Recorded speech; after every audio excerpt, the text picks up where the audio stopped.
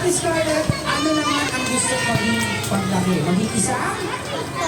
Palakpakan naman natin si Ate Scarlett. Gusto niyo maging doktor. Daddy, kaya ba? Doktor daw? Kaya, kakayanin ni Daddy. Magdodoktor job yan. Okay. Ano ba ginagawa ng isang doktor? Ang gagamot ng mga pasyente? Ay, sakit. Very good. Okay. So, habaan mo, lakasan mo para ito yung manalo na brand new tablet.